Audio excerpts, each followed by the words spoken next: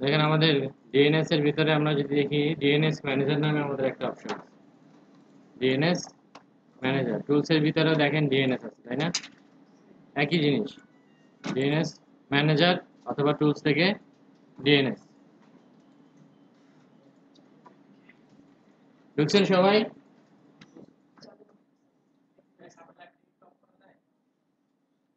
দেখেন এই ডিএনএস এর ভিতরে আপনাদের দুইটা জোন এখানে দেখা যাচ্ছে, একটা হচ্ছে ফরওয়ার্ড লুকআপ জোন আর একটা হচ্ছে রিভার্স লুকআপ জোন। আমরা এগুলো নিয়ে আলোচনা করছিলাম, তাই না?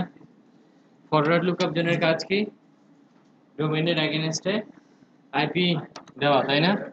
দেখেন এখানে ফরওয়ার্ড লুকআপ জোনকে যদি আমরা এক্সপ্যান্ড করি তাহলে আমাদের যে ডোমেইনটা ছিল b1.local, এই ডোমেইনটা কিন্তু এখানে দেখা যাচ্ছে, তাই না?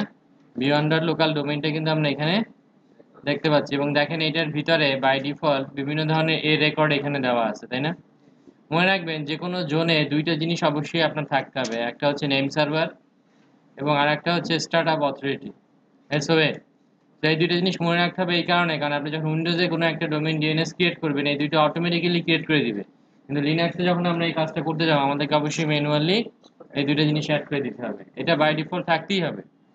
এই এসও এর কাজ হচ্ছে যে আপনি যে এই যে জোনটা ক্রিয়েট করলেন এই জোনের সিরিয়াল নাম্বার কত, কোন সার্ভার এই জোনটাকে হোল্ড করতেছে, এটা রেসপন্সিবল পারসনকে, অর্থাৎ কোনো সমস্যা হলে কার কাছে আমরা নোটিফাই করব, এটা রিফ্রেশ টাইম কতক্ষণ, এটা টিটিএল এর সময় কতটুকু এবং এটার এক্সপায়ারি টাইমটা কতটুকু, এই জিনিসগুলো আমাদেরকে অবশ্যই বলে দিতে হবে। এটা কি বলা হয় এসওএ, স্টার্ট অফ অথরিটি। আর নেম সার্ভারটা খুবই ইম্পর্টেন্ট। নেম সার্ভার হচ্ছে যে আপনার এই যে জোন, এই জোনটা আসলে কোন নেম সার্ভারে আছে সেই নেম সার্ভারের অ্যাড্রেসটা আপনার এখানে দিয়ে দিতে হবে। এবং এখানে দেখেন name server address by default আমাদের সার্ভারের নামটাই কিন্তু চলে আসছে, তাই না? এবং আইপিতে দেখেন দুইটা আইপি আছে, আমাদের যে দুইটা আইপি আছে একটা ব্রিজ এবং হোস্ট অনলি, দুইটা আইপি কিন্তু এখানে চলে আসছে। তো এই দুইটা আমাদেরকে অবশ্যই দিতে হবে। এখানে দেখেন বিভিন্ন ধরনের এ রেকর্ড আছে, তাই না? অর্থাৎ এই ডোমেইনের আন্ডারে যতগুলা এ রেকর্ড হতে পারে সবগুলোই কিন্তু আমার এখানেই থাকবে। দেখেন এখানে বলা আছে সেম অ্যাজ প্যারেন্ট ফোল্ডার, তার মানে এইটাই হচ্ছে আসলে এই ডোমেইনের এ রেকর্ড, অর্থাৎ b1.local-এর অ্যাড্রেস রেকর্ড কত, এই দেখেন আমার হোস্টের আইপিটা। আবার দেখেন এটার আরেকটা হোস্ট এ রেকর্ড আছে সেম অ্যাজ প্যারেন্ট ফোল্ডার, মানে b1.local-এর, সেটা হচ্ছে ব্রিজের আইপিটা।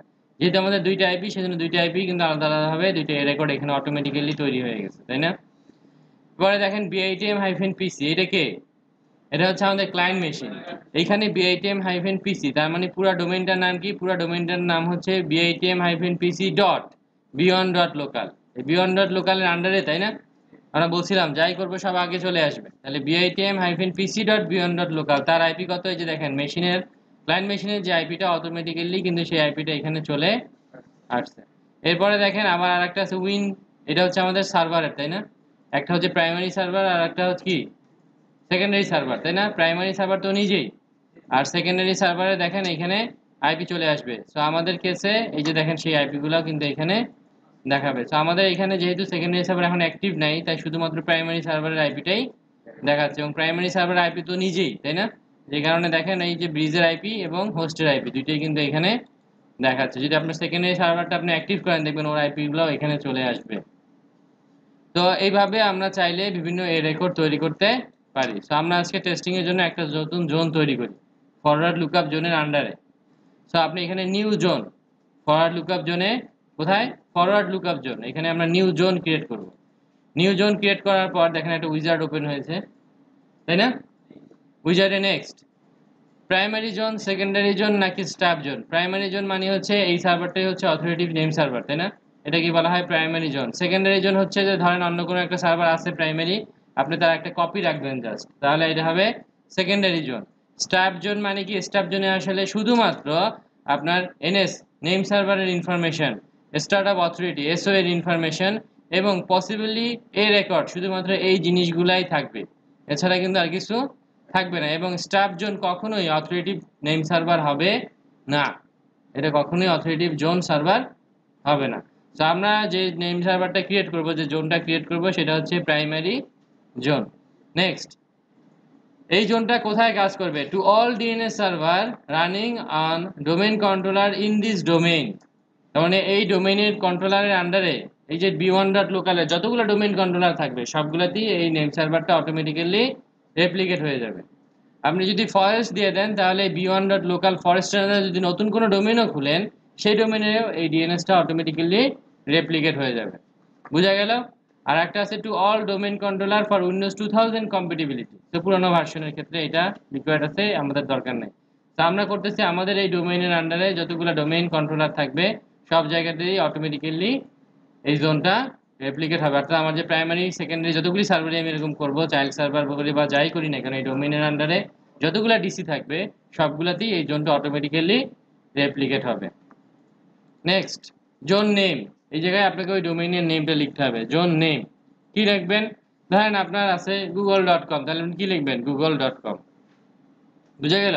পুরো জোন নেমটা আপনার এখানে লিখতে হবে। আপনি যদি শুধু কম লেখেন তাহলে আপনার মানে হচ্ছে কম হচ্ছে আপনার ডোমেইন, আপনি তার আগে রেকর্ড তৈরি করতে পারবেন, কিন্তু মেইন প্রাইমারি ডোমেইন হয়ে যাবে কি কম।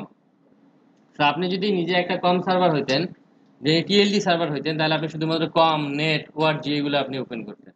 তো আমরা আসলে একটা ডোমেইন পারচেজ করি এবং তার অথরিটেটিভ সার্ভার হয়, তাই না? তো ধরেন আমরা একটা ডোমেইন পারচেজ করলাম গুগল, ধরেন কি দেওয়া যায়, google.bit। ওকে, আমরা নিজেরা নিজেরা এটা বানাইলাম google.bitm নামে আমরা একটা ডোমেইন ক্রিয়েট করলাম, তাই তো? নেক্সট, ডাইনামিক আপডেট হবে। যদি এই ডোমেইনটা ডিএনএস সার্ভার হিসেবে আপনি এটাকে ক্রিয়েট করতে চান, আমরা সেদিন ডিএনএস বুঝলাম না, যদি আপনারাই নিজেরাই ডোমেইনে অথরিটেটিভ নেম সার্ভার হতে চান তখন আপনাকে এটা ক্রিয়েট করতে হবে। Next, finish. তাহলে দেখেন করার সাথে সাথে এখানে google.bitm নামে একটা জোন ক্রিয়েট হয়ে গেছে, তাই না? খুবই সহজ, জাস্ট নেক্সট নেক্সট করছি এবং ডোমেইনের নামটা আমরা এখানে দিয়ে দিয়েছি এবং আমাদের এখানে একটা জোন ক্রিয়েট হয়ে গেছে google.bitm। এবং দেখেন এখানে বাই ডিফল্ট এসওএ এবং এনএস এই নেম সার্ভার এবং স্টার্টআপ অথরিটি অটোমেটিক্যালি কিন্তু চলে আসছে, তাই না? তাই তো? কিন্তু কোনো কি রেকর্ড আসছে? কোনো রেকর্ড আসে নাই। রেকর্ডগুলো আমাদেরকে ম্যানুয়ালি অ্যাসাইন করে দিতে হবে। এটুকু কি ক্লিয়ার? কিভাবে অ্যাসাইন করবেন? এইখানে দেখেন রাইট মাউস ক্লিক করলে বিভিন্ন ধরনের রেকর্ড দেওয়ার অপশন আছে, তাই না? উপরের দিকেই আছে আমাদের নিউ হোস্ট রেকর্ড, তাই না? New host record, new host রেকর্ডে ক্লিক করার পরে উপরটা হচ্ছে নেম। এইখানে যদি আপনি কোনো কিছু লেখেন www, দেখেন অটোমেটিক্যালি নিচেও কিন্তু সেটা অ্যাড হয়ে গেছে। তাই মানে এটা যদি আপনি ব্ল্যাঙ্ক রাখেন তাহলে কি বুঝবে google.bitm এর আইপি কত। কিন্তু আপনি যদি এখানে কিছু লেখেন মেইল, তাহলে কি হয়ে গেল? mail.google.bitm কিন্তু হয়ে গেল। তো এটা কি থাকবে? ব্ল্যাঙ্ক থাকবে। যখন আপনি google.bitm এর আইপি দিতে যাচ্ছেন এটা কি হবে? ব্ল্যাঙ্ক হবে। ব্ল্যাঙ্ক মানে হচ্ছে সেম নেম, প্যারেন্টের যে name same name. IP address, ধরেন আপনি এটা আইপি অ্যাড্রেস দিচ্ছেন 192.168.137.10, তার মানে কি 10 তো এই মেশিনটাই, তাই না? এই মেশিনটা কি অ্যাক্টিভ আছে না? এখন অ্যাক্টিভ আছে, তাহলে আমরা দিলাম কি 10। এখানে অ্যাড হোস্ট দেওয়া মাত্রই দেখেন এখানে কি হবে, এখানে একটা এ রেকর্ড তৈরি হয়ে গেছে কার? google.bitm এর। কারণ এখানে আমরা এটা ব্ল্যাঙ্ক রাখছি, তাই না? তাহলে google.bitm এর একটা এ রেকর্ড তৈরি হয়ে গেছে। আইপি কত? 192.168.137.10। এটা দিবেন হচ্ছে যে জায়গায় আপনি এই ডোমেইনটাকে পাঠাতে যাচ্ছেন সেই সার্ভারের আইপি, অর্থাৎ ওয়েব সার্ভারের আইপি দিবেন। সাধারণত তো আপনি একটা ডোমেইন কি কোথায় পাঠাই? আমরা ওয়েব সার্ভারে পাঠাই না? তো ওয়েব সার্ভারের আইপি দিবেন। বুঝা গেল? হ্যাঁ, মানে আপনি একটা ডোমেইনকে পিং করবেন, ডোমেইনের আইপি হবে, তাই না? এই ডোমেইনটা আসলে কোথায় যায়? আপনি ডোমেইন যখন লেখেন কোথায় যায় ডোমেইন? আপনি কই নিয়ে যায়? মানে ওয়েব সার্ভারে নিয়ে যায় না? তাহলে সেই সার্ভারের আইপিটাই আপনি এখানে বসাইতে হবে। তো আমরা এই ক্ষেত্রে আমাদের নিজেদের মেশিনের আইপি বসাইছি, কিন্তু আপনার যদি এই নেটওয়ার্কে ধরেন .100 নামে একটা ওয়েব সার্ভার আছে যেখানে আপনি এটাকে পাঠাতে যাচ্ছেন, ডিএনএস এর কাজ কি? ডোমেইন এগেইনস্ট আইপি দিয়ে দেওয়া। তো সেই নেটওয়ার্কের যে কোনো একটা আইপি দিয়ে দিলেই কিন্তু সেই আইপিতে চলে যাবে। ধরেন আপনি এখানে আমরা নতুন একটা ওপেন করলাম যে drive.google.bitm ওপেন হয়ে গেল না? এখন এখানে ড্রাইভ লেখা মাত্র এখন নতুন ডোমেইনের নাম কি হইলো? drive.google.bitm। এটার আইপি যদি আপনি দেন 192.168.137.100, তাহলে সে কি করবে? এই 100-এ এটাকে আইপিডি ডোমেইনের এগেইনস্ট আইপি দিয়ে দিবে 100। 100-এ কি আছে কি নাই সেটা কিন্তু ওর কাজ না। ওর কাজ হচ্ছে ডোমেইন নেমের এগেইনস্টে 100 আইপিটা দিয়ে দেওয়া। সেক্ষেত্রে থাকবে, সে অনুযায়ী রেসপন্স করবে ওই সার্ভার, সেটা তো ওই সার্ভারের ইস্যু। ধরেন আমি যদি এখন এখানে ধরেন ক্লায়েন্ট মেশিন থেকে পিং করি, আমাদের ক্লায়েন্ট মেশিন থেকে যদি আমরা পিং করি পিং google.bitm, দেখেন ওর যদি ডিএনএস আছে, এখানে ডিএনএস বসানো আছে 10,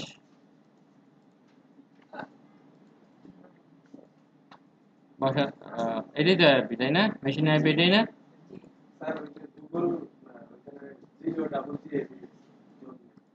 হ্যাঁ, ও নাম জোন নেম জিও ডাবল জি দিছি না? আচ্ছা তাহলে এটা হবে জিও ডাবল জি এলই ডট বিআইটিএম, জিও ডাবল জি এলই, এটা আবার কোন জিনিস? যাই হোক, এটা আপনারা বুঝে নিন, ভুল করলে যা করবেন তাই। দেখেন ও আইপিটা আইপি পেয়ে গেছে তাই না? google.bitm এর আইপি কত পাইছে সে? 137.10। এই যে 10 আইপিটা সে পেয়েছে, এর মানে কিন্তু এই না যে এখান থেকে রিপ্লাই আসবে। এই রিপ্লাইটা দিচ্ছে কে? রিপ্লাইটা দিচ্ছে হচ্ছে এই 10 এর যে মেশিনটা আছে সেই মেশিনটা, সেই সার্ভারে রিপ্লাই দিচ্ছে। ডিএনএস এর কাজ কিন্তু শুধু এই পর্যন্ত। এই যে সে একটা আইপি দিয়ে দিল, google.bitm লেখা মাত্র এই যে প্রথমে রেজুলেশনটা হইলো, এই যে রিজলভ করলো সে আইপিটা, এইটুকুই কিন্তু ডিএনএস এর কাজ, আইপিটাকে চিনে দেওয়া। এখন এরপরে কই যাবে, সেই মেশিনটা লাইভ আছে কিনা, সেই মেশিনের কি অবস্থা, সেটা কিন্তু ডিএনএস এর কাজ না। যেমন আমরা আরেকটা আইপি দিছি কি, ping drive dot Google dot BITM, এটা দিছি না আমরা? তাহলে এটাতে দেখেন সে কিন্তু 137 দিয়ে দিছে। আর এরপরে রিপ্লাই আছে কি নাই সেটা কিন্তু অন্য ইস্যু, কারণ আমি এখানে পিং কমান্ড চালাইছি দেখে সে এটা দিচ্ছে। কিন্তু যখনই আমি drive dot Google dot BITM দিছি, সে আসলে এই আইপিটা তাকে প্রোভাইড করে দিছে, এবং সেই আইপিতে গেছে কাউকে পায় নাই, তাই আপনাকে রিপ্লাই কোনো নাই, রিপ্লাই নেই। বুঝতে পারছেন? তো আপনি যদি ব্রাউজারে যে গুগল ডট বিআইটিএম লেখেন, তাহলে কি হবে, ব্রাউজারে ওই আইপিটা পাবে। এখন ওই মেশিনে যদি ওয়েব সার্ভার থাকে তাহলে পেজ আসবে, যদি ওয়েব সার্ভার না থাকে তাহলে সে কিছুই আসবে না। বুঝেন না এই বিষয়টা? কিন্তু ডিএনএস এর কাজ কি? ডিএনএস এর কাজ হচ্ছে ডোমেইনের বদলে তাকে আইপিটা অ্যাসাইন করে দেওয়া। সে শুধুমাত্র এইটুকুই কাজ। তার মানে এইখানে এই আইপিটা আসছে, তার মানে হচ্ছে আপনার ডিএনএসটা কিন্তু কাজ করছে। এখন ওই মেশিনে কি আছে, সেটা ওয়েব হইতে পারে, মেইল হইতে পারে, ড্রাইভ হইতে পারে, সেটা কিন্তু অন্য ইস্যু। সেটা ওই সার্ভার কনফিগার করার উপরে আমাদেরকে ডিপেন্ড করতে হবে। যেমন আমরা আমাদের ping bitm pc dot b1 dot local, এটা আমরা পিং করছিলাম না? দেখেন এটা পিং করলে সে কিন্তু এই যে আইপি দিছে, এই মেশিনটা আসলে কোনটা, নিজের মেশিনই, কিন্তু এই আইপিটা অ্যালাইভ দেখে কিন্তু সে এখানে রেসপন্স দিচ্ছে। তো ওর কাজ হচ্ছে এগেইনস্টে শুধুমাত্র আইপিটা দিয়ে দেওয়া। বুঝা গেল?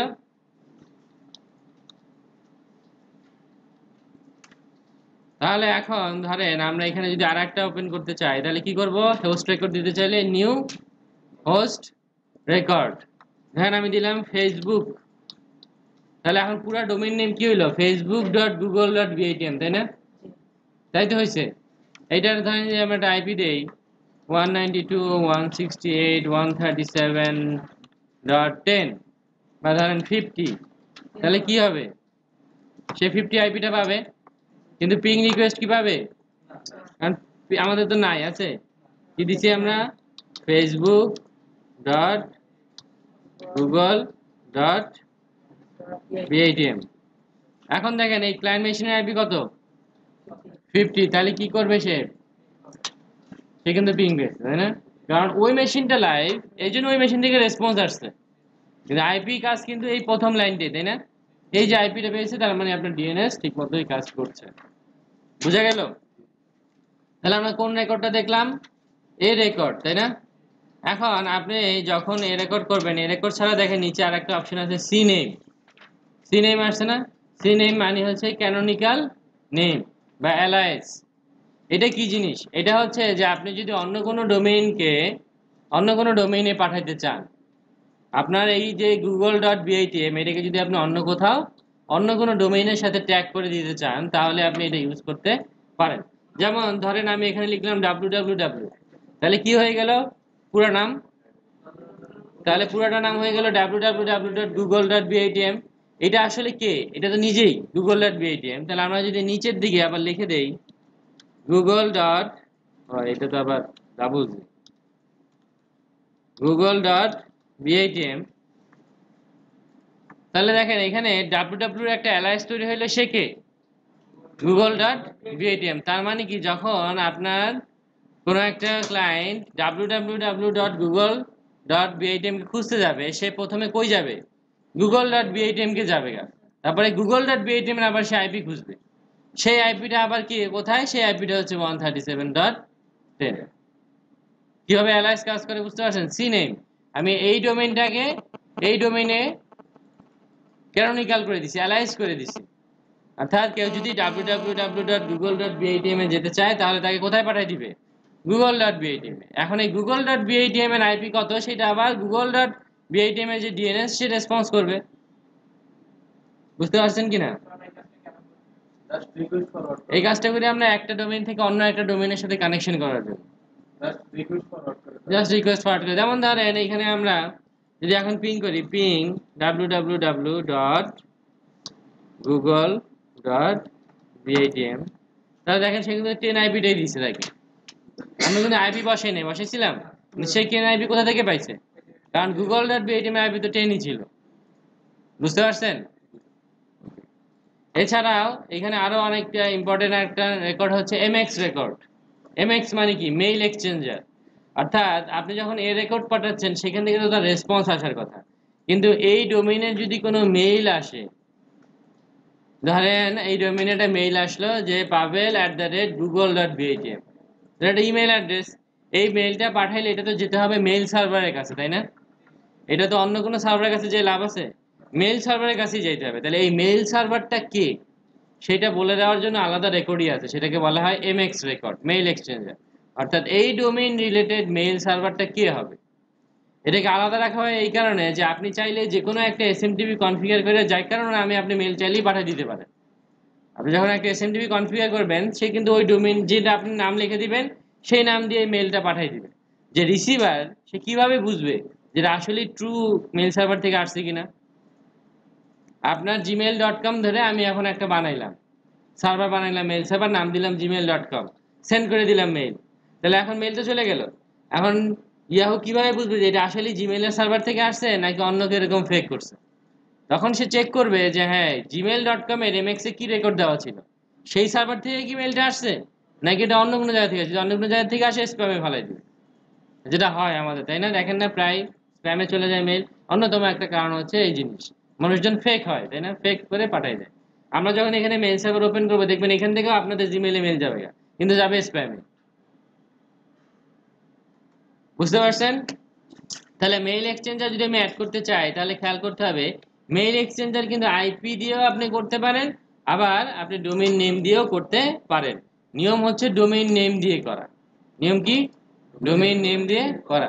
তাহলে আমরা প্রথমে একটা ডোমেইন নেম বানাই, যে মনে করেন একটা এ রেকর্ড আছে মেইল, তাহলে mail.google.batm একটা ডোমেইন নেম, যার আইপি হচ্ছে 192.168.137.15। তাহলে এই 15 নামে একটা সার্ভার আছে, যে সার্ভারে আপনি মেইল সার্ভার কনফিগার করছেন ধরে নিলাম, যার নাম কি mail.google.batm। তাহলে এই হচ্ছে mail.google.batm, যেখানে আপনার কি ওপেন করা আছে? একটা মেইল সার্ভার ওপেন করা আছে। এখন আপনার এই ডোমেইনের যদি আপনি এমএক্স রেকর্ড তৈরি করতে চান তাহলে আপনি কি করবেন? এই জায়গায় লিখে দিবেন mail.google.batm। তাহলে এখন দেখেন এখানে কি হইলো, mail.google.batm অ্যাড হয়ে গেল। কিন্তু দেখেন এই ভাষাটা 10 আছে, তাই না? এই 10টা কোথা থেকে নিছে? এখানে দেখেন নিচে আছে মেল সার্ভার প্রায়োরিটি। বেশিরভাগ ক্ষেত্রেই মেল সার্ভারগুলো মাল্টিপল করা হয়, প্রাইমারি, সেকেন্ডারি, এরকম টারশিয়ারি অনেকগুলি মেল সার্ভার করা হয়, কারণ মেল সার্ভারগুলো অনেক লোড থাকে। অনেক সময় মেল সার্ভার ডাটাবেস ক্রাপ্ট হয়ে যেতে পারে। এই জন্য বেশিরভাগ মেল সার্ভারই আসলে 2-3টা থাকে, প্রাইমারি, সেকেন্ডারি, আবার একটা সেকেন্ডারি, আবার ব্যাকআপ। যেমন আপনি যদি গুগলে যান, গুগলে আপনি যদি গুগলের মেল সার্ভার কনফিগার করতে যান দেখবেন 4টা রেকর্ড দিবে সে আপনাকে, ASPMX1, ASPMX2, 3, 4, 4টা দিবে। তাহলে যদি এখন আমি 4টা থাকে মেল সার্ভারে এরকম রেকর্ড, প্রথমে কোনটাতে যাবে? এটা ডিপেন্ড করবে এই প্রায়োরিটির উপরে। ধরে নিচ্ছি যে আমাদের আর একটা সেকেন্ডারি মেইল সার্ভার আছে, একটা তো হচ্ছে মেইল, আর একটা আপনার সেকেন্ডারি মেইল সার্ভার আছে যার নাম হচ্ছে মেইল 1 এবং যার আইপি হচ্ছে 192.168.137.16। তাহলে এটা তো আরেকটা এ রেকর্ডই কিন্তু, তাই না? এটা কিন্তু আরেকটা এ রেকর্ড, অর্থাৎ এইখানে কোনো একটা মেইল সার্ভার আছে ধরে নিচ্ছি। তাহলে আপনার জন্য মেইল সার্ভারে দুইটা, যদি কোনো কারণে এটা মিসিং হয় তাহলে সে কই যাবে? এটাতে যাবে না? তাহলে আরেকটা এমএক্স রেকর্ড আপনাকে তৈরি করে দিতে হবে, যেটা কই যাবে? Mail 1 dot Google dot BITM. এবং মেইল সার্ভার প্যারোডি আপনি চাইলে 10ও দিতে পারেন, তাহলে দুইটা প্যারোডি এক। আপনি যদি এটা প্যারোডি 20 দিয়ে দেন তাহলে এটা প্যারোডি হবে 20, মানে আগে এটা ট্রাই করবে তারপর এটা ট্রাই করবে। তো আপনি এই প্যারোডি 0 1 2 3 4 এভাবে শুরু করতে পারেন, জাস্ট এটা এভাবে শুরু করছে। বুঝতে পারছেন? আমরা কি রেকর্ড তৈরি করলাম? এ রেকর্ড। এর মানে হচ্ছে অ্যাড্রেস রেকর্ড, অর্থাৎ কোনো একটা ডোমেইনকে আমরা কোনো একটা আইপিতে রিজলভ করতে যাচ্ছি, তাহলে আমরা এ রেকর্ড দিয়ে দিব, তাই না? সেইখানে আমরা যদি মনে করি যে আমরা আমাদের প্রাইমারি দিব, তাহলে এফকিউডিএনটা হবে প্রাইমারি টুকু ব্ল্যাঙ্ক রাখবো। যদি মনে করি যে না এফকিউডিএন অন্য কিছু হবে, সাথে কোনো চাইল্ড বা সাবডোমেইন অ্যাড হবে, তাহলে আমরা কি করবো? সাথে ওই নামটাও অ্যাড করে দিব। সেই সার্ভারটা কি মেইল সার্ভার না ওয়েব সার্ভার না এফটিপি সার্ভার, এগুলো কিন্তু আমার জানার ইস্যু না।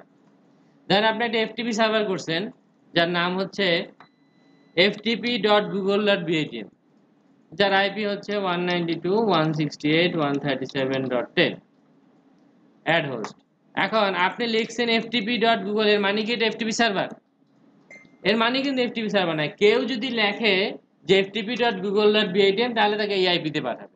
এখন এই আইপিতে যদি এফটিপি কনফিগার করা থাকে তাহলে সে রেসপন্স দিবে, যদি না থাকে তাহলে দেখাবে না। বুঝতে পারছেন কিনা বিষয়টা? ডিএনএস এর কাজ হচ্ছে শুধুমাত্র ডোমেইনের বদলে আইপি দিয়ে দেওয়া। এখন সেই আইপিতে কি সার্ভিস রান করবে সেটা হচ্ছে ওই সার্ভারের ইস্যু। আমরা যদি একই সার্ভারে সবকিছু করতেছি, এই জন্য মনে হইতে পারে যে একই আইপি দিচ্ছি আবার এটা পাচ্ছে এটা পাচ্ছে, বিষয়টা তা না। বিষয়টা হচ্ছে এই সার্ভার তো আসলে ডিফারেন্ট থাকবে, তাই না? সব সার্ভার আলাদা আলাদা থাকবে, আমরা একটা দিয়ে প্র্যাকটিস করতেছি। এটা কি বোঝা গেছে?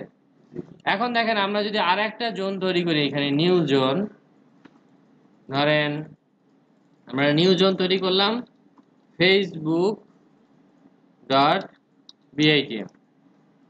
Next next. তাহলে নতুন আর একটা তৈরি হয়ে গেল না? দেখেন ফেসবুক ডট বিআইটিএম, দেখেন এটাও কিন্তু ওই রকমই এসওএ আছে এবং নেম সার্ভার আছে, আর কিন্তু কিছু নাই। ধরেন আমরা এর জন্য একটা এ রেকর্ড তৈরি করতে চাই, তাহলে কি হবে? নিউ এ রেকর্ড। শুধু ফেসবুক ডট বিআইটিএম এর জন্য রেকর্ড করতে চাইলে উপরে কি লিখবো? কিছু লিখবো? আমি চাচ্ছি ফেসবুক ডট বিআইটিএম এর এগেইনস্ট আইপি দিতে, উপরে ঘরে কি লিখবো? শিওর? ওকে, তাহলে নিচের ঘরে কি লিখবো? 192 একটা আইপি দিব, তাই না? এই আইপিটা কি ইচ্ছা মতো দিলে হবে নাকি এই নেটওয়ার্কের হতে হবে? কারণ এই ডিএনএস সার্ভার যে নেটওয়ার্ক অ্যাক্সেস করতে পারে সেই নেটওয়ার্কেরই হইতে হবে। রিয়েল লাইফে এই ডিএনএস সার্ভারটা হবে রিয়েল আইপি, যে কারণে আপনি যে কোনো রিয়েল আইপি দিতে পারবেন। দেন আপনার রিয়েল আইপির সাথে মিললো না রিয়েল আইপি, আপনার নেটওয়ার্কটা আইএসপি আইসোলেট করে রাখছে, তাহলে কি আপনি ওই আইএসপির ওই নেটওয়ার্কে পাঠিয়ে যেতে পারবেন? পারবেন না। এই জন্য আমরা সাধারণত আইএসপিকে বলি না যে আমার ডিএনএসটা বসাই দেন, আমরা একটা ওয়েব সার্ভার করছি আমাদের ডিএনএসটা বসিয়ে দেন, কারণ তার নেটওয়ার্কটা তো বাইরের ফায়ারওয়াল থেকে আইসোলেটেড, সে বাইরে কেউ চাইলেও এখানে হুট করে ঢুকতে পারে না। কিন্তু আপনি বাইরে থেকে যে ইনফরমেশন নিয়ে আসতে পারেন 80 পোর্ট হয়ে, সেটা কিন্তু অন্য জিনিস। ডিএনএস তো 80 পোর্টে কাজ করবে না, করবে? ডিএনএস এর পোর্ট কত? 53। তাহলে 53 পোর্টটা তো আপনার জন্য তার এনাবল করে দিতে হবে। এই কারণে আমরা আইএসপি শরণাপন্ন হই। আপনি যদি নিজেই একটা আইএসপি হন তাহলে তো আপনার ওই কাজ করা লাগতেছে না, বা ওইটা নেটওয়ার্ক ডিপার্টমেন্টের কাজ, যে ডিপার্টমেন্ট ওই পার্টটুকু দেখে আর কি। তো আমরা এখানে ফেসবুক ডট বিআইটিএম এর জন্য কি করলাম? একটা এ রেকর্ড তৈরি করলাম, তাই না? ধরেন সাথে সাথে আমি একটা ডাব্লিউ তো ক্রিয়েট করতে হবে, তাই না? কারণ আমরা কি বলছিলাম, যেটা মেইন ডোমেইন সেই ডোমেইনের কি এটা ডাব্লিউ থাকতে হবে না, এবং সেটা সিনেমই হইতে হবে। আপনি এ রেকর্ড দিতে পারেন, সমস্যা নেই, বাট নর্মাল প্র্যাকটিস হচ্ছে সিনেম করা। ওকে, দিয়ে দিলাম। এখন ধরেন আমার এইখানে একটা এ রেকর্ড আছে গুগল জি দিছিলাম না, Google dot Facebook dot BITM. এখন এইটাকে আমরা কিছু একটা ক্রিয়েট করতে চাই, তাহলে একটা আইপি যদি দেই তাহলে সে ওই আইপিতে চলে যাবে না, তাই তো? কিন্তু আমরা যদি বুদ্ধি করি যে না আমরা আইপি দিব না, আমরা একটা সিনেম দিব, গুগল, ও সরি এটা তো এই গুগল না, google.facebook.bitm কই যাবে? যাবে হচ্ছে google.bitm। অর্থাৎ আপনি কিন্তু এবার facebook.bitm এর ডোমেইনের বাইরে পাঠিয়ে দিচ্ছেন, তাকে অন্য একটা ডোমেইনে পাঠিয়ে দিচ্ছেন। তাহলে এখন কেউ যদি google.facebook.bitm লিখে এন্টার দেয়, সে প্রথমে কই যাবে? google.bitm এর জন্য খুঁজতে যাবে। সে আবার আসবে এইখানে, তারপরে সেইটার যে রেকর্ড, সেই রেকর্ডের আইপিটা আপনাকে অ্যাসাইন করবে। বুঝা গেল সিনেম কিভাবে আপনি এক জায়গা থেকে আরেক জায়গায় পাঠিয়ে দিতে পারেন চাইলে? শুধু যে এইখানেই ঘুরতে হবে তা কিন্তু না, আপনি আর একটা ডোমেইনেও কিন্তু পাঠিয়ে দিতে পারেন। বুঝা গেল? ক্লিয়ার? করতে পারবেন? করেন, নিজের নাম বা কোনো কিছু দিয়ে একটা তৈরি করেন।